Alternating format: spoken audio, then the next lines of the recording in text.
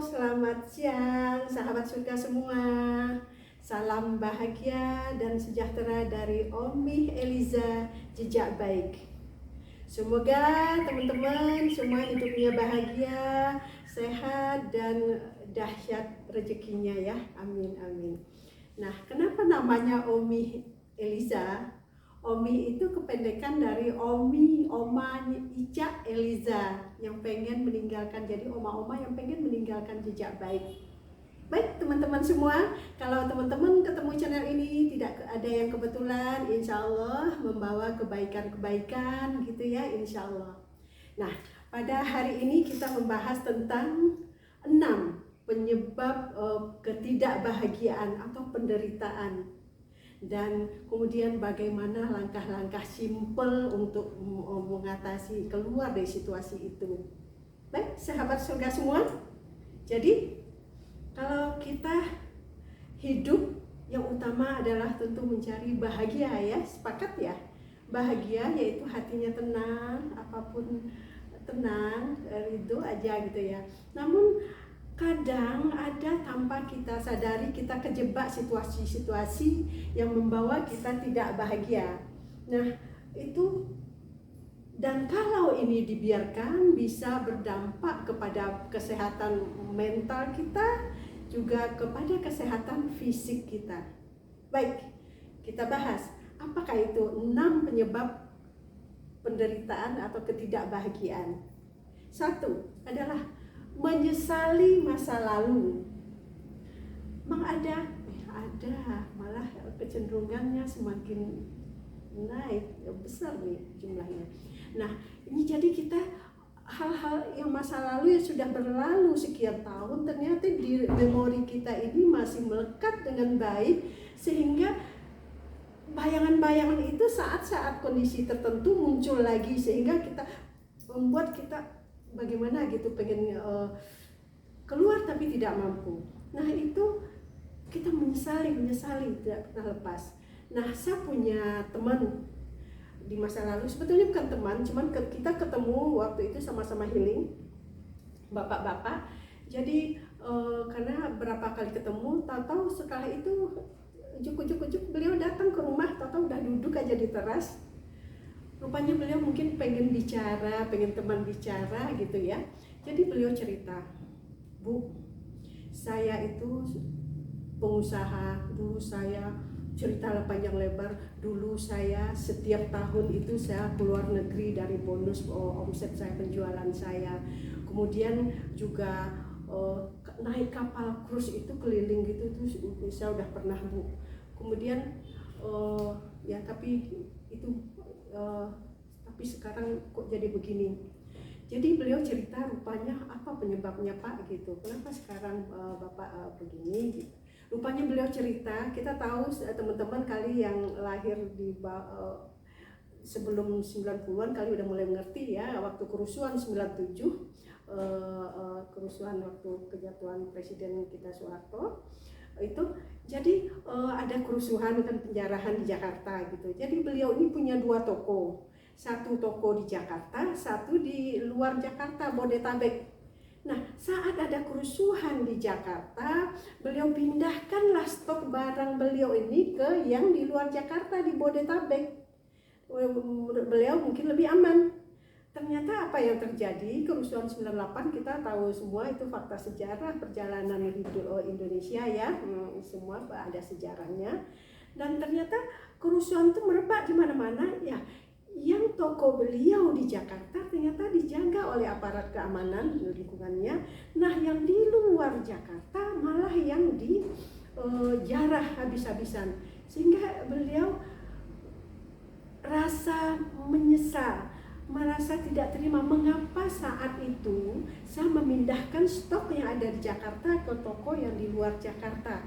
Dia rasa menyesal dan itu ternyata tidak lepas. Padahal kalau beliau bisa keluar dari itu, beliau masih punya keluarga, beliau masih tokonya masih ada, yang Jakarta masih ada walaupun stoknya sudah sedikit, tapi beliau yang ingatnya menyesalnya perbuatan beliau ini. Itu contohnya. Ya bisa jadi contoh-contoh yang lain saya kira itu banyak. Misalnya ada ibu-ibu, misalnya anaknya mau makan durian, nggak apa-apa makan durian, pada anaknya lagi hamil muda misalnya, terus anaknya jadi keguguran, itu menyesal berkepanjangan. Atau ada juga gara-gara saya dulu bapak saya jadi meninggal karena saya waktu itu begini-begini. Ya kasus ini menurut saya banyak ya.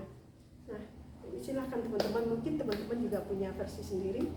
Kemudian yang kedua adalah tidak hidup di masa saat ini. Nah kita ya udah hari ini ya kita hadapi yang apa yang terjadi, hidup kita hari ini kita nikmati, kita lakukan apa yang bisa kita lakukan. Tapi kan ada orang-orang tertentu yang tidak, masih hidup di masa lalu. Dulu saya adalah pejabat dengan fasilitas begini-begini, dulu keluarga yang serba wah gitu, tapi kenapa sekarang begini, salah tidak terima. Atau kalau yang skala kecil bisa jadi lagi di ruang pesta, pikirannya di kantor, atau lagi di tempat ibadah ngantuk, tapi udah di tempat tidur mau istirahat malah tidak bisa tidur gitu misalnya. Itu hal yang kecil, tapi artinya tidak sesuai dengan waktu dan tempatnya saat ini. Nah yang ketiga, terlalu mengkhawatirkan masa yang akan datang. Nanti ini kondisi begini kalau berlanjut, nanti kalau saya di PHK bagaimana? Kalau nanti saya udah pensiun, anak-anak saya masih kecil. Atau kalau anak-anak saya sudah berkeluarga nanti saya bagaimana? Padahal itu hasil penelitian ini dari Pak Faiz Zainuddin saya dapat, yang dikhawatirkan itu 80% tidak terjadi. Nah, dan kalaupun terjadi tidak sedahsyat yang dia pikirkan. Jadi ya udah, semoga kita tidak termasuk ya. Nah kemudian yang keempat, dendam. Kita mungkin pernah berada di situasi, keadaan atau dengan seseorang yang benar-benar meninggalkan luka batin di hati kita, sehingga kita sampai sekian tahun kita belum bisa merilis, belum bisa memaafkan, sehingga itu bisa berakibat sebetulnya sangat tidak baik sama diri kita. Kita kebayanglah kalau misalnya tangan kita genggam kencang, semakin kita genggam yang tidak baik ini, kita semakin capek sendiri. Coba kita lepas, kita lega ya, Masya Allah. Nah begitu juga dengan rasa dendam ini. Kadang orang yang kalau rasa dendam ini kita tidak bisa lepas. Kadang seseorang itu kita masih memantau dia terus, kita sebut terus. Padahal orang yang menurut kita menyakiti kita, dia mungkin sudah lupa. Karena kita komen di ini dia yang komen yang tidak positif gitu ya. Padahal orang ini tidak ngerti apa-apa. Padahal yang tidak baik itu kembali sama kita. Nah, jadi ibarat ini dendam ini akibatnya dahsyat sekali. Makanya kadang dendam ini termasuk salah satu penyebab doa kita tidak terkabul loh. Kita hati-hati. Dan ibarat orang dendam ini, dia membenci sesuatu dan dia ibarat dia meminum racun. Dia yang meminum racun, tapi dia berharap orang yang dia dendamkan itu yang mati. Loh, tentu tidak ketemu tentunya yang minum racun siapa, tentu yang mati yang minum racun. Begitu juga ibarat orang yang menyimpan dendam, efeknya yang tidak baik akan kembali pada orang tersebut. Kemudian yang kelima adalah meletakkan kebahagiaan di mulut orang lain. Nah, kita akan bahagia kalau hai selamat ya, gitu. Kita kalau ada ucapan hai selamat, sukses ya, gitu kita senang, tepuk tangan yang meriah, kita senang euforianya gitu. Tapi kita tidak siap saat menerima kritikan yang atau hal-hal yang tidak kita senangi, omongan orang atau segala macam, sehingga kita menyimpan sesuatu atau mencari jalan, kalau mencari alasan bahwa itu tidak benar, sehingga kita sibuk itu, sehingga itu menguras energi kita, dan itu juga tidak berdampak, tidak baik. Kemudian yang keenam ini nih, tidak tahu tujuan hidup. Emang ada yang nggak tahu tujuan hidup? Ada. Nah, kalau kita sebagai orang beriman, kalau muslim tentunya tahu ya tujuan hidup kita berbahagia di dunia dan berbahagia di akhirat, selamat di dunia, selamat di akhirat. Nah, kita tahu tentu kita akan menjaga ini kita bagaimana kita selamat, karena kita yakin apapun yang kita lakukan akan kembali kepada diri kita, dan baik yang baik atau yang tidak baik, dan itu semua akan kita pertanggungjawabkan kelak. Nah, sahabat semua, demikian 6 penyebab penderitaan, penyebab ketidakbahagiaannya dalam hidup kita. Namun ada trik sederhana untuk kita bagaimana kita terhindar atau melepaskan, merilis semua itu hal-hal yang tidak baik yang menyebabkan tidak bahagia. Nah, kalau kita kembali dulu ke penyebab ketidakbahagiaan, kalau kita sebagai muslim dahulu kita sadari dulu, ini kenapa saya terjadi hal-hal yang tidak baik dalam hidup saya, dan kita sadari berarti saya yang salah, mungkin saya banyak dosa. Karena semua terjadi ada tujuan Allah, semua terjadi dengan alasan, semua terjadi qadarullah, Allah izinkan itu terjadi untuk kebaikan kita. Mungkin kita perlu dijawer atau karena kasih dan cintanya Allah kepada kita. Jadi apa dulu? Terima dulu ketidakbahagiaan penderitaan ini. Saya terima, karena kita tidak bisa kadang saat tertentu tidak bisa karena kita manusia biasa yang punya emosi, yang punya rasa marah, yang punya rasa sedih, yang punya rasa kadang ingin komplain. Tapi sekarang terima dulu, dan kalau syukur-syukur kita bisa menyadari ini mungkin ada dosa saya di sana. Nah, trik ini dibahas tuntas nanti di ilmu magnet rezeki, di perisai rezeki, akan kita bahas di sesi next ya. Nah, setelah kita terima, ya Allah ini tidak nyaman, ini dengan keadaan ini saya menderita, sadar dulu, karena tidak semua orang sadar bahwa dia menderita, ini yang penting, sehingga dia merasa oh saya perlu bantuan seseorang, saya perlu bantuan orang ahli, saya perlu bantuan pendampingan dari keluarga, saya perlu pendampingan dari misalnya konsultan atau healing atau psikolog, psikiater gitu ya. Tidak semua menyadari. Nah, yang perlu memang kita sadari dulu, ini hati kita terima, dan kemudian kita sadari. Mungkin kalau teman-teman kalau ininya masih bisa diatasi, mungkin bisa ini dengan cara sendiri. Setelah kita terima rasa marah, rasa sedih, pengen menangis, boleh lakukanlah. Kemudian setelah itu sadari, oh saya tidak boleh lama-lama dalam kondisi ini. Sadari itu, berarti saya perlu antisipasi apa yang harus saya lakukan. Kalau kita boleh minta bantuan Allah, kita sholat tobat, kita kemudian sholat istiqoroh, kondisi ini apa yang harus saya lakukan? Atau yang pertama dulu, atau bisa juga belum masuk ke spiritual yang demikian, bisa juga katakan pada diri sendiri, hidup harus berjalan, saya tidak bisa berlama-lama ini, saya terima ya Allah rasa sakit ini, saya terima ujian-ujian dari Engkau semua ya Allah, dan terima kasih atas kejadian semua ini, saya syukuri, terima kasih atas pembelajaran ini, terima kasih atas rasa sakit ini, terima kasih atas pembelajaran ini. Namun saya pengen menjadikan ini menjadi masa lalu.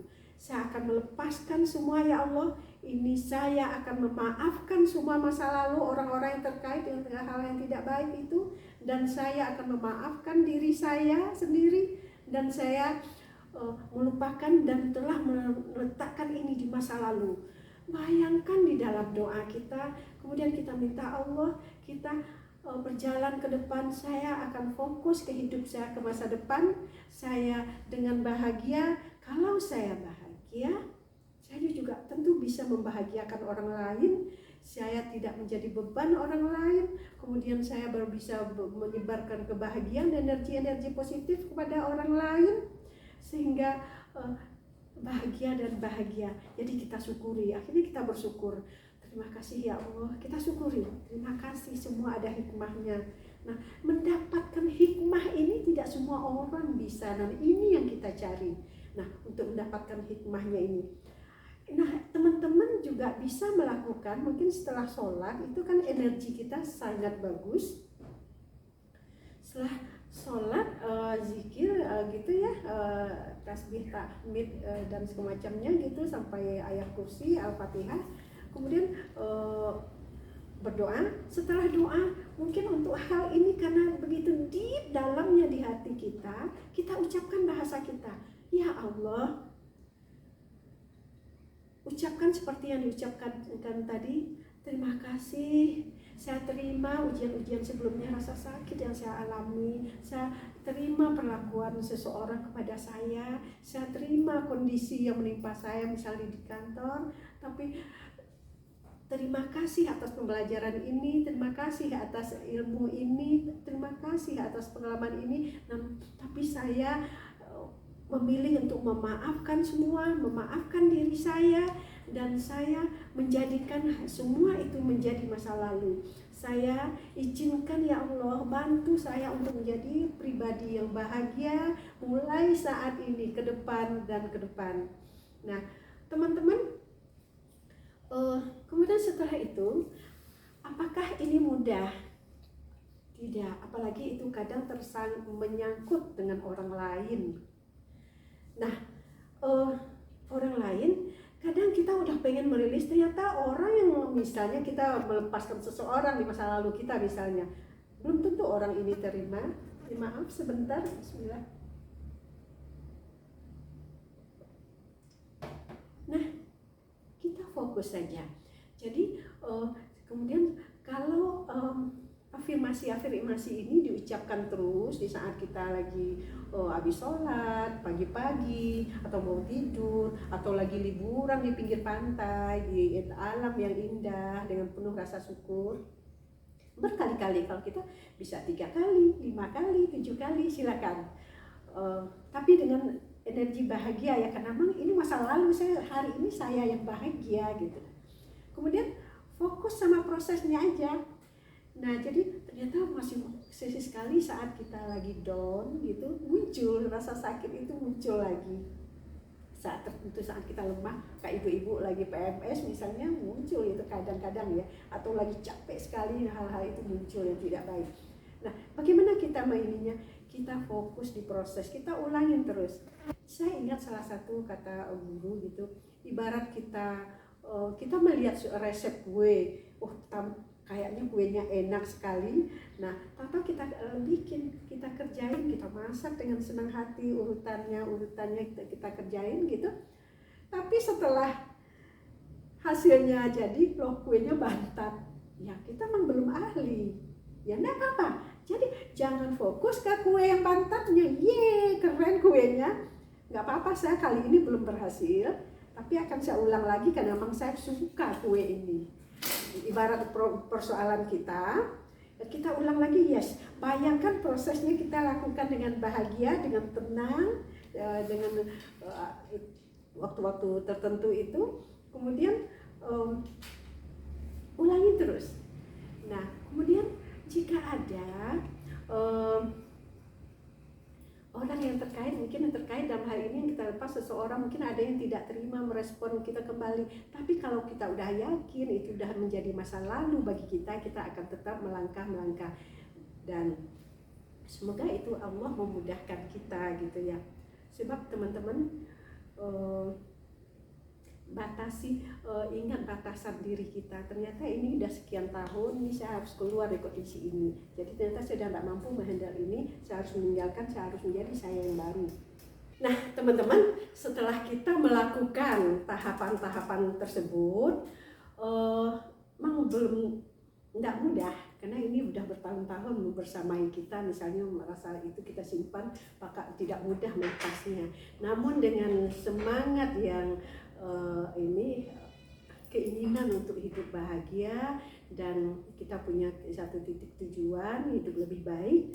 Dan kita ya ada satu kata kunci, mungkin kondisi rasa sakit atau rasa kondisi sakit yang kadang kita tidak bisa menghindari, tapi rasa sakit ini berubah menjadi penderitaan bisa kita hindari. Itu kuncinya.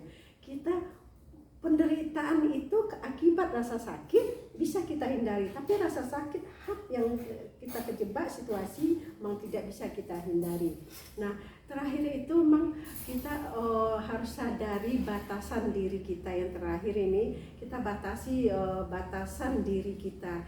Nah, memang kita ini makhluk Allah yang lemah, walaupun dan akhirnya kita lakukan apa yang terbaik yang sudah kita lakukan, namun kita tidak bisa melakukan berbuat baik untuk semua orang. Berbuat baiklah untuk diri sendiri dahulu, dengan demikian mudah-mudahan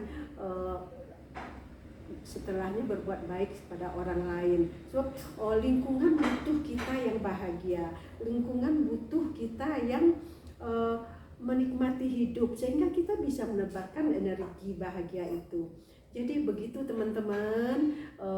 Terakhir ada Allah yang Maha Kuasa, yang sebab kita manusia memang terbatas. Atas izin Allah kita minta pertolongan Allah dalam doa, semoga dan persoalan-persoalan kita lepas, jangan digenggam karena nanti kita capek sini, lepas. Biarlah Allah mengambil persoalan kita melalui doa-doa kita dan diganti dengan hadiah yang indah, dan sehingga hidup kita jadi indah, berbahagia. Demikian teman-teman, semoga ini bermanfaat, dan jika bermanfaat bisa bantu like, komen, dan subscribe. Dan saya juga bukan ustazah, hanya oma yang rasanya pengen berbagi hal-hal yang rasanya pengalaman hidup yang mudah-mudahan bisa bermanfaat. Namun jika ada ketidaktepatan dalam hal ini atau membawa ketidakbaikan, semoga Allah mengampuni saya. Demikian, salam happy.